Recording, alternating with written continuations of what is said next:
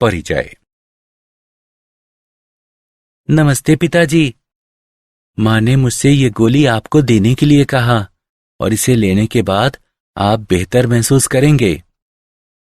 ठीक है, लाओ इसे मुझे दे दो। पिताजी, यह गोली आपके स्वास्थ्य को किस प्रकार प्रभावित करती है? ये गोली मेरे शरीर को ताकत देती है और इसे खाने से मैं ठीक हो जाऊंगा। पिताजी, यह गोली किस चीज की बनी है? रोहित, ये संपूरक गोलियां हैं और इस गोली में लैक्टिक बैक्टीरिया यानी जीवाणु का प्रयोग किया गया है जो मेरे शरीर को ताकत देता है। पिताजी, बैक्टीरिया क्या है? बेटा, ये एकल कोशिकीय सूक्ष्म जीव हैं। वे हर जगह मौजूद हैं, जैसे कि हमारे भोजन में और वायु में आदि। वाह, ये तो काफी रोचक है पिताजी। क्या तुम और अधिक जानना चाहते हो? हाँ पिताजी। इस पाठ में आप जानेंगे कि सूक्ष्म जीव मानव जीवन में किस प्रकार सहायक हैं।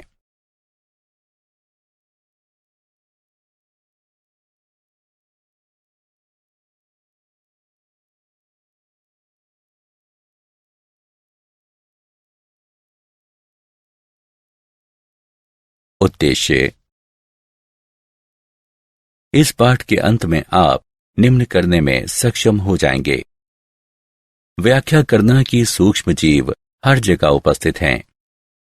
औद्योगिक स्तर पर सूक्ष्म जीवों से प्राप्त उत्पादों की व्याख्या करना। सूक्ष्म जीवों की सहायता से वाहित मल उपचार की व्याख्या करना। सूक्ष्म जीवों की सहायता से बायोगैस के उत्पादन की व्याख्या करना। जैव नियंत्रण कारकों के रूप में सूक्ष्म जीवों को जानना और जैव उर्वरकों के रूप में सूक्ष्म जीवों को समझना।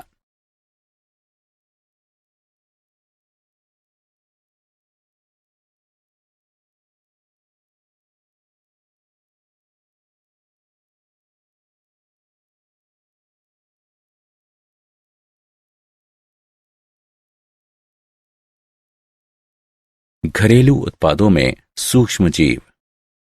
सूक्ष्म जीव बहुत छोटे जीव होते हैं।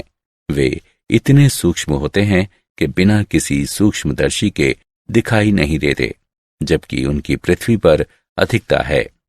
वे हर जगह रहते हैं, वायु, मृदा, चट्टान और जल में। ये सूक्ष्म जीव पादपों और जंतुओं के साथ साथ मानव शरीर में भी पाए जाते हैं। कुछ सूक्ष्म जीव मानवों, पादपों और जंतुओं में रोग फैलाते हैं, जबकि कुछ अन्य एक स्वस्थ जीवन के लिए आवश्यक हैं और हम उनके बिना जीवित नहीं रह सकते। अधिकांश सूक्ष्म जीव 4 प्रमुख समूहों में से किसी न किसी एक से संबंधित होते हैं: जीवाणु, विषाणु, कवक या प्रोटोजोआ।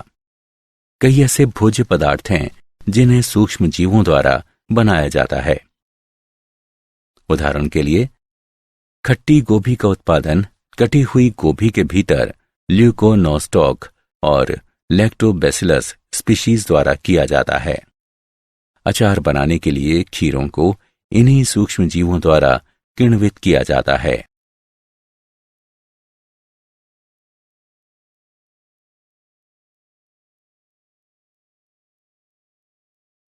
औद्योगिक उत्पादों में सूक्ष्म जीव।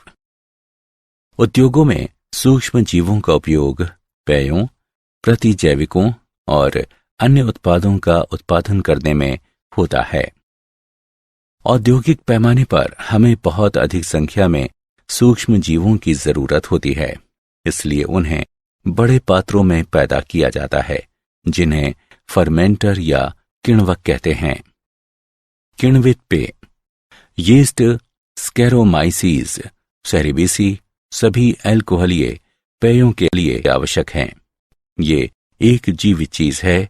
आपके किण्विक पात्र में अरबों कोशिकाएं, सभी भूखे सूक्ष्म जीव जो शर्करा को कार्बन डाइऑक्साइड और अल्कोहल में बदल देते हैं। यीस्ट के अलग अलग प्रकार भिन्न भिन्न उत्पाद बनाते हैं, जैसे कि वाइन, बियर, विस्की आदि।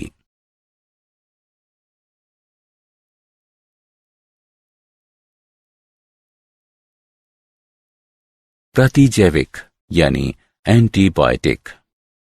पहले प्रतिजैविक पेनिसिलिन की खोज अलेक्जेंडर फ्लेमिंग ने की थी।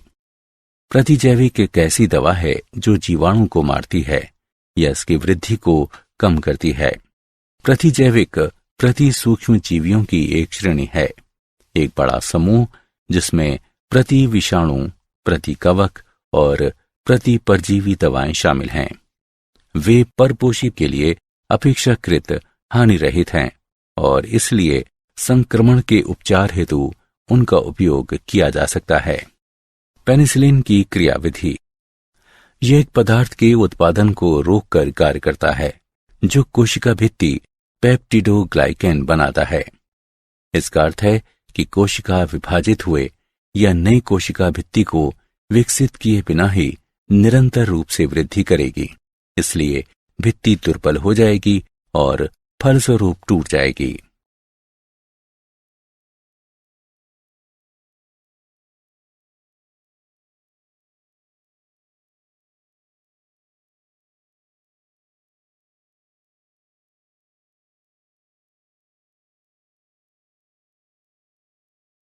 रसायन, एंजाइम तथा अन्य जैव सक्रिय अणु।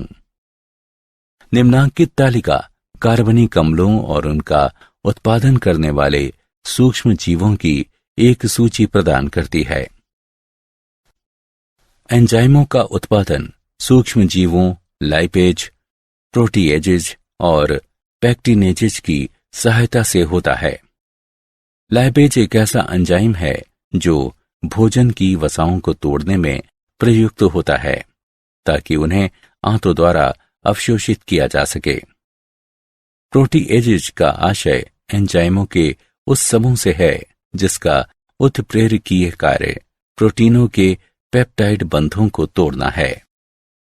पैक्टिनेजेज एंजाइमों का एक ऐसा संग्रह है जो पैक्टिनों को तोड़ने में समर्थ है। पैक्टिन एक ऐसा पदार्थ है जो पादप कोशिकाओं की कोशिका भित्ति को बनाए रखता है। जैव सक्रिय अणु। एक जैव सक्रिय अणु साइक्लोस्पोरिन ए एक शक्तिशाली प्रतिरक्षा निरोधक कारक है। माइलोटॉक्सिटी की जिसकी कमी इसे नॉन स्टेरॉयडल दवाओं में अनूठा बनाती है, प्रतिरक्षा निरोधन के लिए वर्तमान में जो दी जाती है। इसका उत्पादन ट्राइकोडर्मा पॉलिस्पोरम कवक द्वारा किया जा सकता है।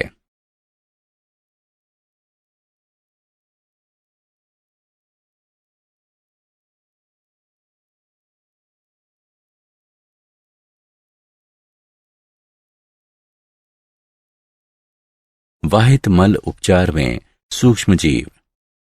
नगरीय व्यर्थ जल को वाहित मल कहते हैं, जिसमें बड़ी मात्रा में कार्बनिक द्रव्य तथा सूक्ष्म जीव होते हैं, जिनमें से कई रोगजनक होते हैं और कुछ परपोषित होते हैं।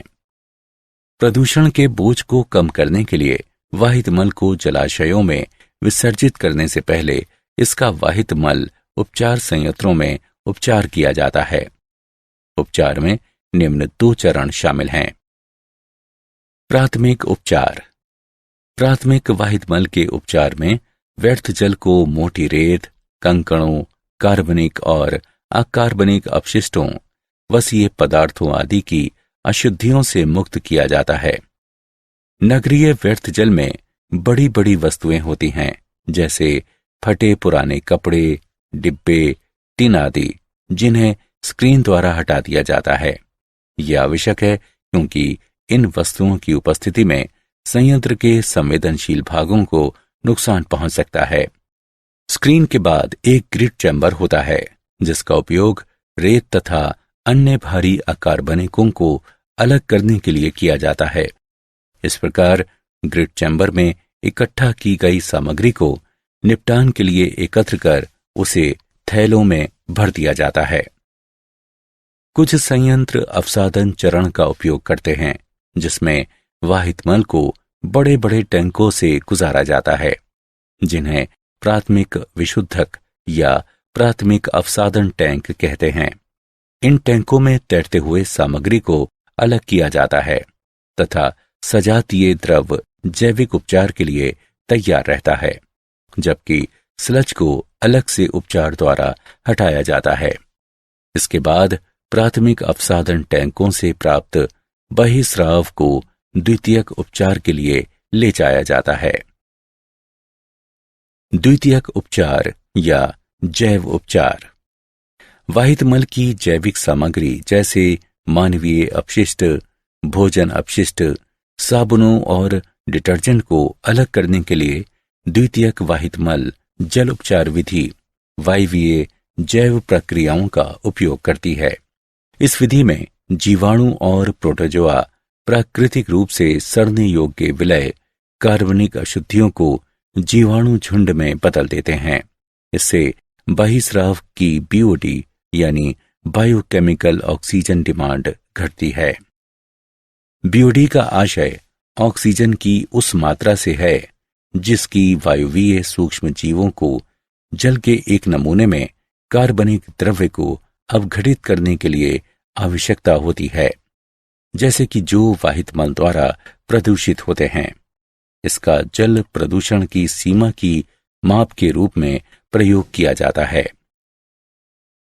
जब बहिस्राव का बीओडी पर्याप्त रूप से घट जाता है तो बहिस्राव को अंतिम निसादन टैंकों से गुजारा जाता है, जहां जीवाणु झुंड अवसाद में परिवर्तित होता है।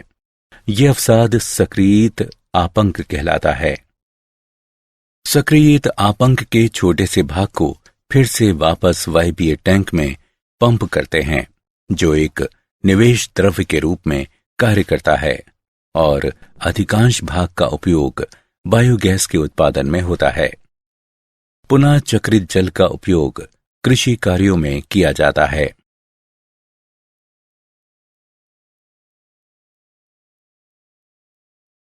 बायोगैस के उत्पादन में सूक्ष्म जीव।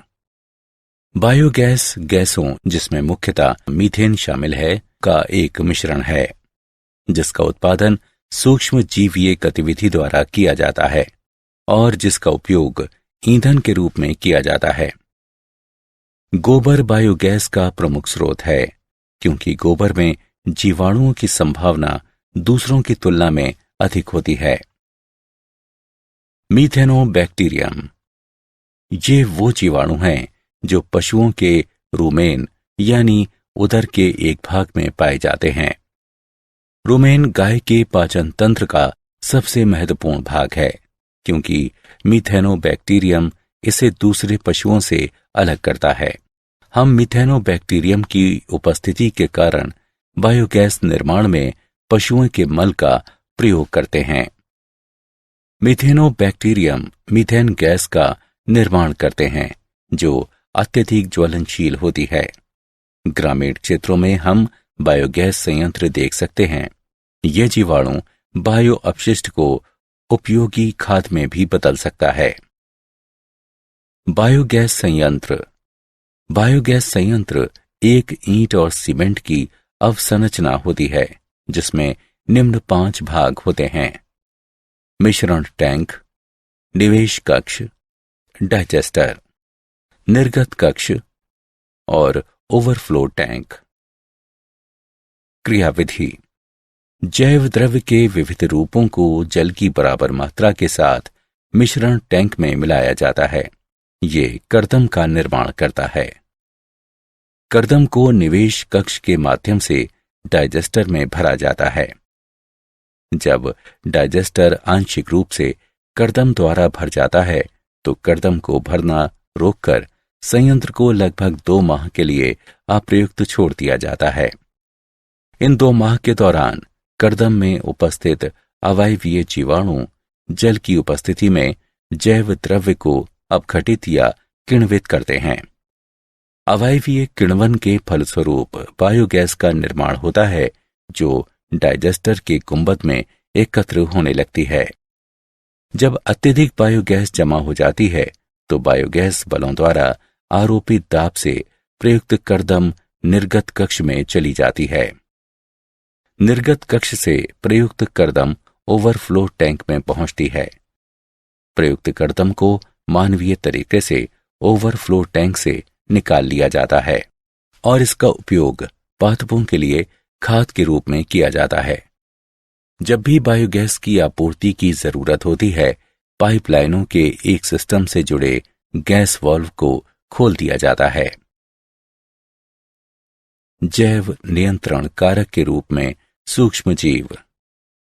जैव नियंत्रण पीड़क जीवों की संख्या को विनियमित करने के लिए एक जीव का सोद्देश्य उपयोग है। पीड़क तथा रोगों का जैव नियंत्रण विभिन्न परभक्षी कीटों या कणों या परजीवी पर्रों या सूत्रकृमियों के उपयोग द्वारा किया जा सकता है, जो पीड़क को घातक जीवाणु वाली बीमारियों से संक्रमित कर देते हैं। ये खाने योग्य तथा सजावटी पादपों दोनों के लिए पीड़क नियंत्रण की एक सुरक्षित विधि है, जो सही दशाओं में उत्कृष्ट परिणाम दे सकती है। उदाहरण के लिए, बैसिलस थोरिनजिएंसिस एक ऐसा जीवाणु है जिसके बीजाणु कुछ कीटा लार्वा के लिए जहरीले होते हैं और उन्हें मार देते हैं, लेकिन अन्य कीटों के लिए हानि रहित हैं। पादप रोगों का उपचार या नियंत्रण के लिए एक अन्य जैव नियंत्रण विकसित किया जा रहा है, जो कवक ट्राइकोडर्मा है, जो मृदा तथा मूल पारिस्थितिक तंत्र में मुक्त जीवित होता है और कई पादप रोगों के विरुद्ध प्रभावी है।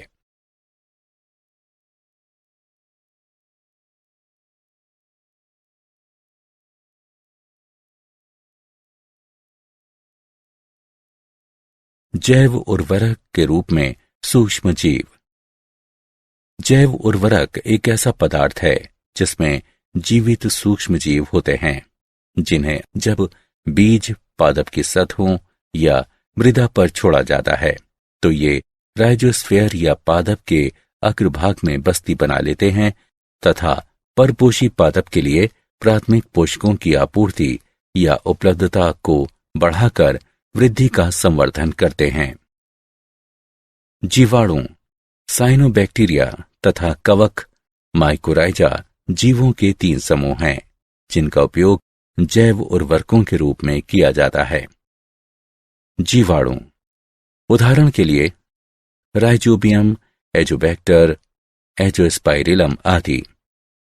राइजोबियम एक मृदा में रहने वाला जीवाणु है जो लेग्यूम जड़ों में बस्ती बनाने में सक्षम है तथा ये वायुमंडलीय नाइट्रोजन को सहजीवी रूप से स्थिर करता है।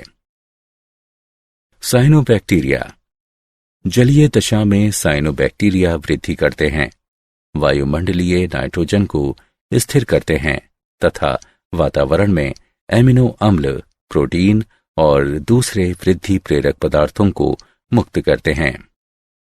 साइनोबैक्टीरिया के उदाहरण साइटोनेमा, नील हरित शैवाल, माइक्रोसिस्टेस आदि। कवक या माइकोराइजा। माइकोराइजा कवक के समूह होते हैं जो पादपों की जड़ों में वृद्धि करते हैं। वास्तव में ऐसे नवोद्भिद जिनमें माइकोराइजा वाले कवक होते हैं, पौधारोपण के बाद अपनी जड़ों पर बेहतर तरीके से वृद्धि करते हैं और तेजी से बढ़ते हैं। कवकीय सहजीवी पादप से आश्रय और भोजन प्राप्त करते हैं। बदले में पादप कई प्रकार के लाभ अर्जित करता है, जैसे कि फास्फोरस, लवणता का अवशोषण और सूखे के प्रति सहनशीलता, जल संतुलन को बनाए रखना तथा कुल मिलाकर पादप में वृद्धि और विकास करना।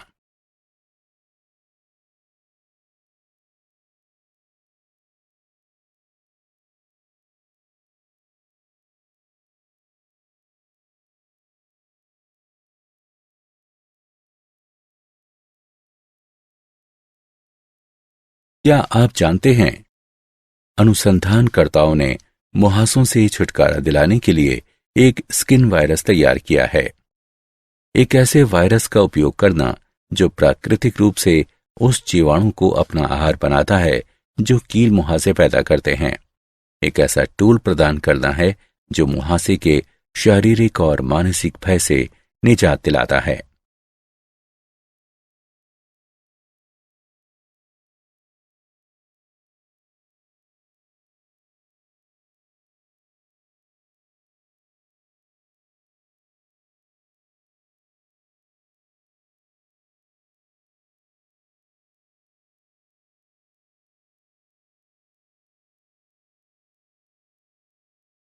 सारांश। आइए हमने जो कुछ सीखा है उसे संक्षेप में दोहराएं। सूक्ष्म जीव बहुत ही छोटे जीव होते हैं। वे इतने सूक्ष्म जीव होते हैं कि बिना किसी सूक्ष्मदर्शी के दिखाई नहीं देते, जबकि उनकी पृथ्वी पर अधिकता है। वे हर जगह रहते हैं, वायु, मृदा, चट्टान और जल में। अधिकांश सूक्ष्म जीव 4 प्रमुख समूहों में से किसी न किसी एक से संबंधित होते हैं: जीवाणु, विषाणु, कवक या प्रोटोजोआ। उद्योगों में सूक्ष्म जीवों का उपयोग पेयों, प्रतिजैविकों और अन्य उत्पादों का उत्पादन करने में होता है। पहले प्रतिजैविक पेनिसिलिन की खोज अलेक्जेंडर फ्लेमिंग ने की थी। एंजाइमों का उत्पादन सूक्ष्म जीवों, लाइपेज, प्रोटीएजेज और पेक्टिनेजेज की सहायता से होता है।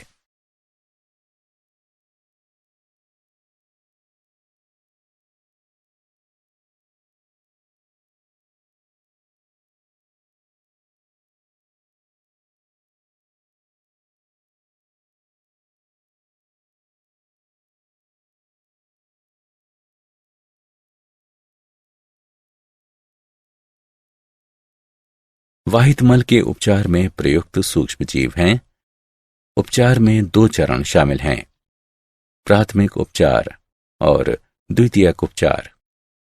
बायोगैस गैसों का एक मिश्रण है जिसमें मुख्यतः मीथेन शामिल होती है, जिसका उत्पादन सूक्ष्म जीवीय गतिविधि द्वारा किया जाता है और जिसका उपयोग ईंधन के रूप में किया जा सकता है। बायोगैस का उत्पादन बायोगैस संयंत्र में किया जाता है। बायोगैस संयंत्र ईंट और सीमेंट की अवसंरचना होती है। इसमें निम्न 5 भाग होते हैं: मिश्रण टैंक, निवेश कक्ष, डाइजेस्टर, निर्गत कक्ष और ओवरफ्लो टैंक।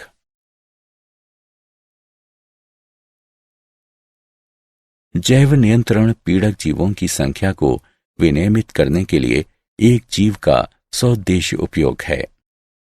जैव उर्वरक एक ऐसा पदार्थ है जिसमें जीवित सूक्ष्म जीव होते हैं, जिन्हें जब बीज पादप की सतहों या मृदा पर छोड़ा जाता है तो ये राइजोस्फीयर या पादप के अग्रभाग में बस्ती बना लेते हैं तथा परपोषी पादप के लिए प्राथमिक पोषकों की आपूर्ति या उपलब्धता को बढ़ाकर वृद्धि का संवर्धन करते हैं।